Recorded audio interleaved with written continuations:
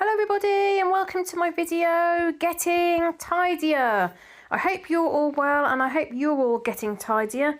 So whether you're watching this on the television and you're just sitting down and having a bit of a relax, or if you're listening to this as you do work around your house, whatever you're doing, then thank you for being here.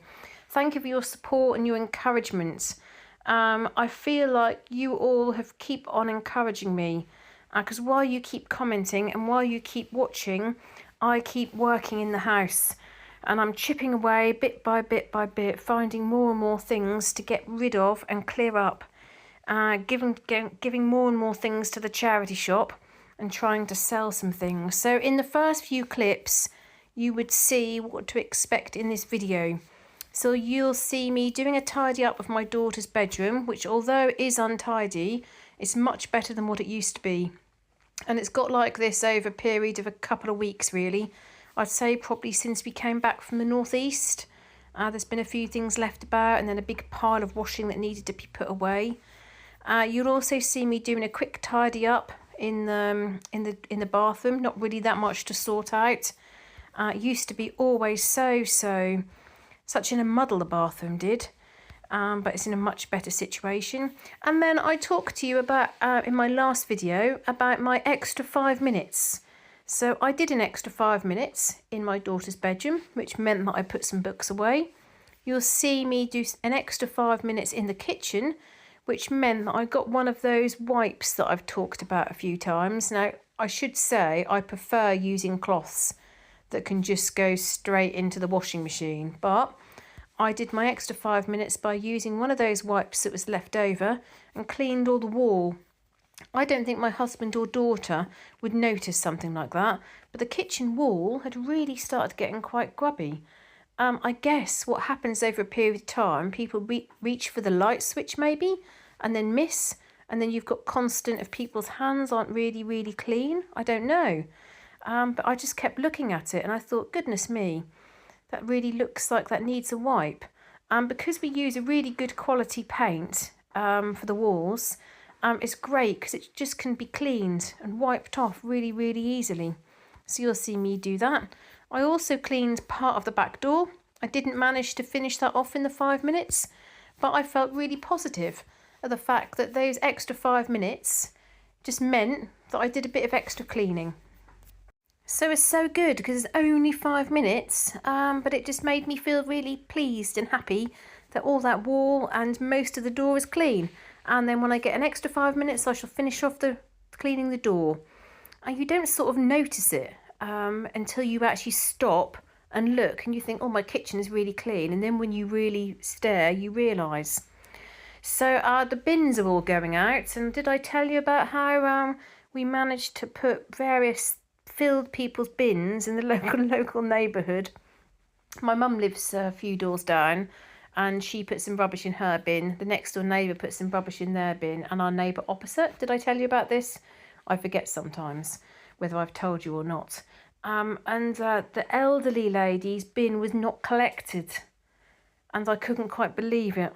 Well, anyway, rubbish bins are due again, and so my mum said that we can put some more rubbish in her bin. Our bin is absolutely full, so let's see if it's all collected tomorrow. I like that, when you just feel like you're getting rid of things. Also that kind of plastic tubing, plumbing stuff. My husband said that's quite expensive for a plumber to buy, so I thought I'd just give that away, see if I can get rid of it on one of the local pages. So I shall try that, rather than just putting it in the recycling bin. So I didn't tell you this, but a couple of weeks ago, somebody that I work with in one of my jobs commented on my channel. And they said something like, oh, it's good to see you next week or something, or see you in a couple of days or something. And I checked out and I saw their first name and thought they've got quite an unusual first name. And I realised that as somebody that I work with on quite a regular basis. And I said to my husband, you know, what should I do? I'm going to set all my old videos to private. What should I do? This is like, I mean, I don't necessarily, I know that there are some people who know me who watch my videos, But it's a bit different, isn't it? I feel like if it's someone that you work with, that could be a bit awkward. You know, someone that's never come around your house and is never going to come to your house, and suddenly you've put your house on the World Wide Web. I said, what should I do? Should I just mark all my old videos to private and stop doing these videos? He said, no. He said, just be careful. You don't talk about any of your work colleagues. That really, really tickled me. I thought that was really funny. He said, no, don't worry about that. He said, just don't make sure you don't talk about anybody, which you know that I don't, do I? I've talked in the past about whether there might be a difficult situation going on at work, but I never talk about the detail, do I? So you can see that I'm in my daughter's room. There's quite a lot just to tidy and put away, but I do manage to get it done quite quickly. So the floor is mostly cleared. We are making plans that the rattan baskets that you've seen me sort out before, we are going to try to get them under the bed, like somebody suggested a while ago. And then my daughter is going to have for her birthday present a nice desk, which she wants up in her room. Not to do her homework, because she said she likes doing her homework downstairs at the dining room table.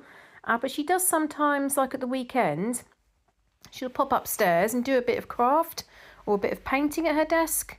And I've also said, and I haven't told my husband about this yet, but I have also agreed that we'll redecorate her room.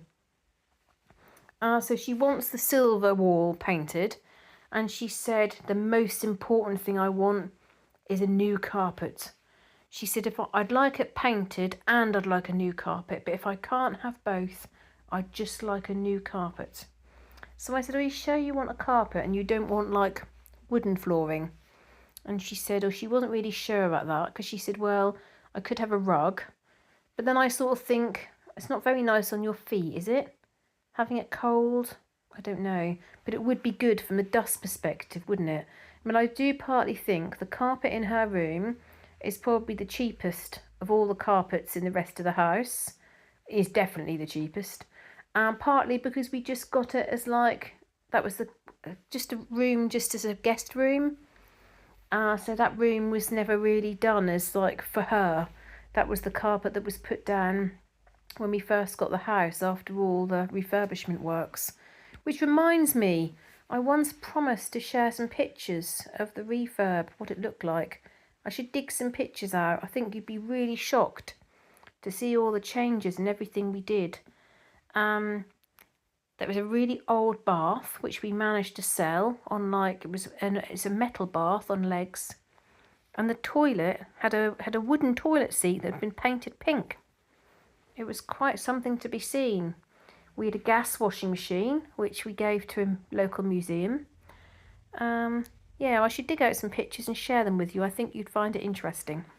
So you can see the bathroom with very little to do. What I didn't have time to do was clean the sink. I do need to clean the sink. And I also need to clean the toilets. I've got rid of a lot of the limescale, but there's still a little bit there. So I do need to do that.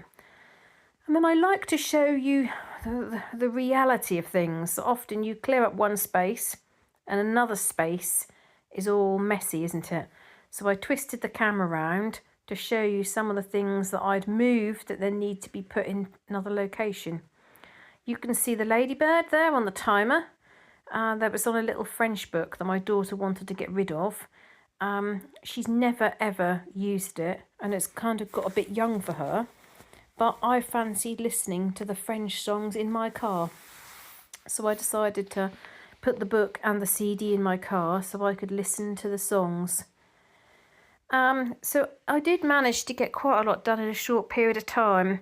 You can see in the playroom now, because the horse is gone and I've cleared a lot in the playroom, it's so much more open, so much more space. But there's still a lot more in the playroom that I need to get rid of. You can see my husband's got home and put his work bag on the chair. So in a minute you'll see that I move that off and tuck that round the corner because I'm trying to keep my hall clear. But there's quite a few things in my hall that I'm on the way of going out. So I've got that plastic tubing that I'm going to put on a selling site. If nobody wants it, I'll go in the recycling bin. Piled up left are boxes and bags full of mugs for my Girl Guides fundraising. I'm aiming to get, well, I did say 100 mugs, but in the back of my mind, truthfully, I'm aiming for 200. The other lady who I do guides with, I'm going to get all the materials. She'll probably put all the numbers on all the mugs. The only thing is, a lot of tombolas, they do 1 in 10, which means that for every 10 tickets, you've got one winner. And I think that's a bit mean. But she does 1 in 5, which I think is too generous. And when you then work out, all me driving around Norfolk countryside collecting mugs, and then the amount that means the maximum we can actually raise is like £150 or something. So I'm going to speak to her about that. I mean, she does a lot of hard work with putting all the numbers on, but we get all the girls to cellophane wrap them and put like either little treats or chocolates in the mugs. We only use mugs that are in perfect condition. So if it says, you know, the best Emma, we're not gonna put a mug in the sale with someone's name on, or if it's chipped or cracked, if it's really good looking like new condition. And the store's really popular, but last year, yeah, she did the 1 in 5, and then by the time we then took out the cellophane, took off the sweets, and we gave up a whole day standing in the fate stall. So I'm going to speak to her and say, well, let's try and do it like 1 in 8, or try and make it so that there's fewer odds, which will mean still it's enjoyable for people, but we'll raise a little bit more money. I had planned to go and pick up loads of mugs. This lady said, oh, my mum's got a cupboard full. I'll sort them out. You can have them all. So I was so pleased. It sounded like I was going to get about 50. And then she messaged me and said, I'd just been to my mum's and my mum got rid of them all, but didn't tell me. She's got 4. Would you like them? So I went and collected 4, but a bit different to thinking that you're going to get 44. So if anybody is local to Norfolk and you've got mugs sitting at the back of your cupboard that you want to declutter, that aren't chipped, aren't cracked, and don't say to the best nana in the world, I would love them. Please let me know. So I'm going to go through some of your comments now. So thank you for your lovely comments. There's so many to go through. I really enjoy going through them. So first up is Sarah. Now Sarah's telling me straight. Sarah W7T8Q says, you are never going to get on top of that house unless you reduce its contents by at least 50%. Every time you do a video, the house looks the same at the start. Stop making excuses on why you need to keep this, that and everything and clear out. Oh my goodness. Sarah's telling me, isn't she? And 3 people have liked that comment, so 3 people agree. As I said the other day, I do accept that I still need to get rid of things, but this is not a quick process. Like many of you have told me, I did not accumulate everything in my house within the last week. So therefore, I'm not going to get rid of all the things in maybe even in a year. The things that I particularly like, things that are useful, things that give me joy, I'm not going to be getting rid of those things. So although I do hear what you say, I'm showing on my channel life when you're busy and you're trying to maintain the house as well as declutter. And, you know, there's lots of other YouTube videos that you could find which show I decluttered my whole house in a day, and they show a picture of, you know, everything being cleared out, and they get 1 million views. I don't think that's realistic or real. That's the big thing. I don't think it's real. Kitty says, I'm glad I have found your channel. I was born in West Norfolk, lived in Melbarton, Wyndham, and in my last 3 years as student nurse at the JPH, so that's James Paget Hospital, until I moved to London 29 years ago. I now live in the northeast, just outside of Durham City. Isn't that funny? Now, I wonder whether that's Kitty's is that your real name, Kitty? I absolutely love that name. My daughters sometimes get called that name as a nickname. God, dear, if I'd have had another daughter, I could have called her Kitty. I just really think that's a very nice name. Anyway, I digress. So I know West Norfolk fairly well. I often think that I should go on a mini holiday to West Norfolk because there are parts that I haven't explored fully. Because, like, for instance, the last time I went to King's Lynn was years ago, and it's quite a trek to get to. Norfolk is fairly rural, and the roads aren't always that easy.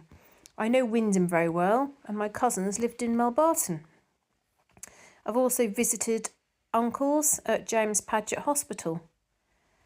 But now Kitty's in the northeast, just outside of Durham.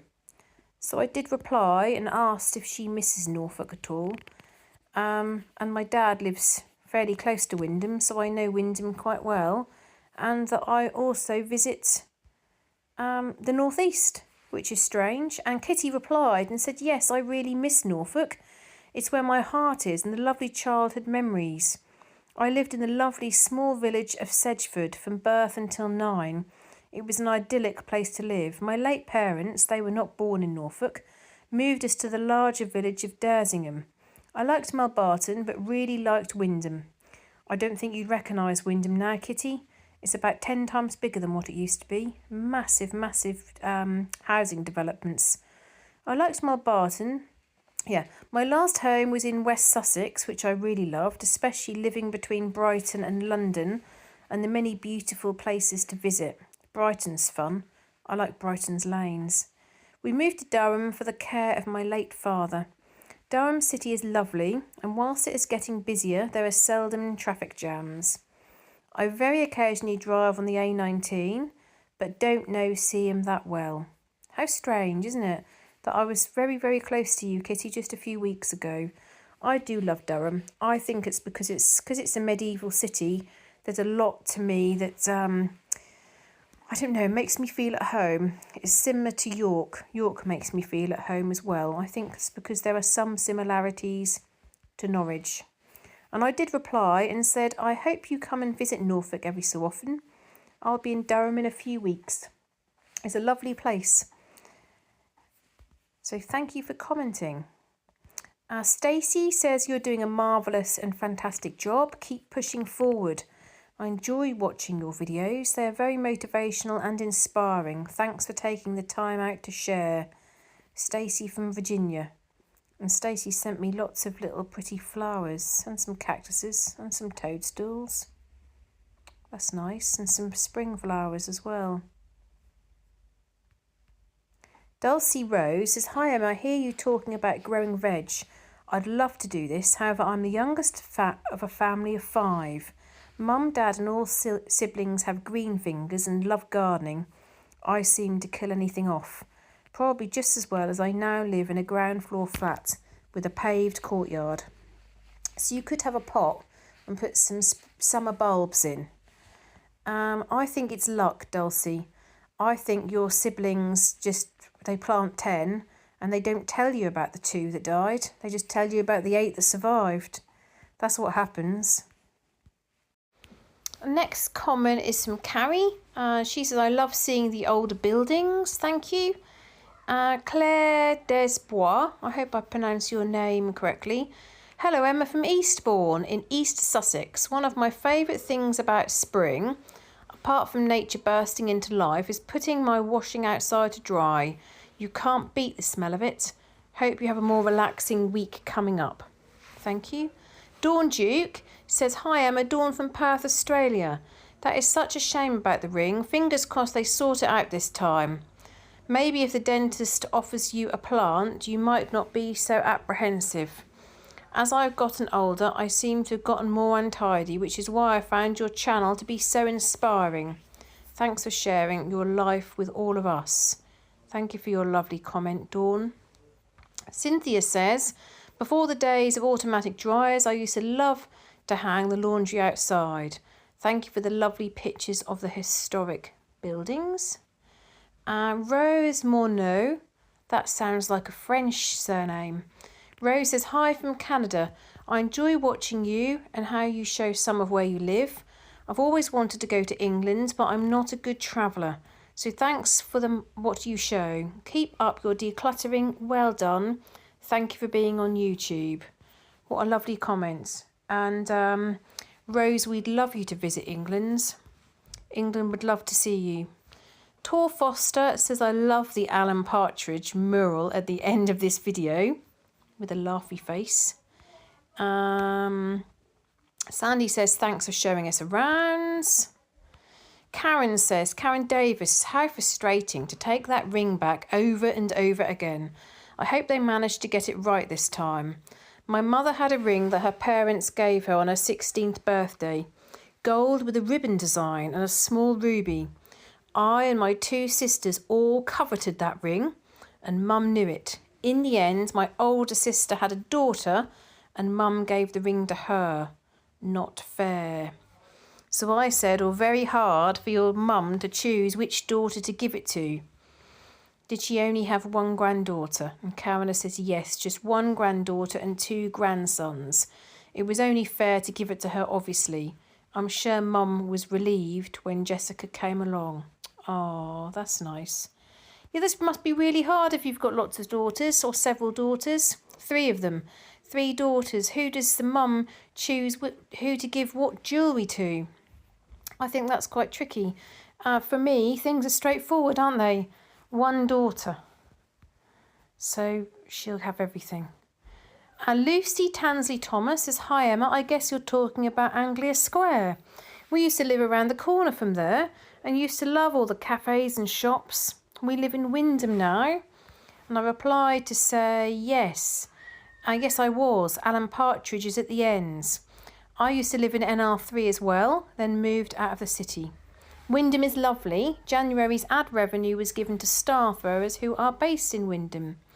And Lucy replied to say, I wonder what Anglia Square will look like after the makeover. Yes, I was very pleased to see Star Throwers as your chosen charity. They have a great charity shop in Wyndham. I really enjoy all your videos and it's great to see snippets of Norfolk. All the best. So thank you very much for your comment, Lucy. It's lovely to hear from somebody who's local. And actually, a number of things that I've decluttered over the course of the last year have also gone to the Star Throw shop in Wyndham. So you might see some of the things that I'm decluttering there in the charity shop. Although I haven't given so much, I've tended to give to more of a charity shop that's closer to me. You see, what used to happen was when my dad came round, I'd say to him, would you mind taking this bag? So he would take charity bags for me. And because his house is not far away from Wyndham, he would just drop it into the charity shop. But I then got this feeling that maybe his partner was going through all the bags. And I suddenly just thought, not really, not to take things out, to keep them or anything like that, just to look through them. And I didn't really like the idea of that. And I am absolutely intrigued as to what Anglia Square will look like. For those of you that aren't local and don't know anything about what I'm talking about in terms of Anglia Square, it's iconic in terms of the architecture of a particular period.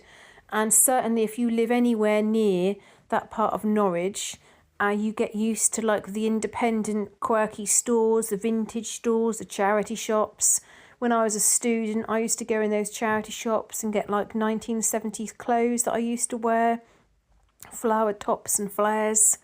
You know, some of it is really run down, but some of it is just of a time. And there's a couple of shops there that you can get some bargains from. And a private company bought it, and they'd got these plans to like build luxury 12 stories and luxury apartments. Now, some people liked the idea because they said, well, it's better than the eyesore that we've got at the moment. But other people, and thankfully the council, said, actually, we don't think it will fit in. We don't need luxury apartments in that area. So those of you that can spot things quickly, you may have noticed that I've got another drawer problem. So my entire cutlery drawer is jammed, so I can't get any cutlery out, which, you know, I suddenly realised how much cutlery I go through because I just constantly open the cutlery drawer to get another item of cutlery out. so I was constantly having to wash up knives and forks, which, you know, maybe I need to do more of that. We've got so many knives and forks in that drawer. Maybe I need far less, and I need to wash them up more frequently. But I made shepherd's pie, and there were a couple of people that asked me about my recipe for shepherd's pie. Very, very simple, although what I should say is shepherd's pie is actually made with lamb mince. So actually, officially, mine was cottage pie. Only here in England, we'll regularly just say a shepherd's pie, and we make it with beef mince. So I cook the beef. I add 1 brown onion, chop that up.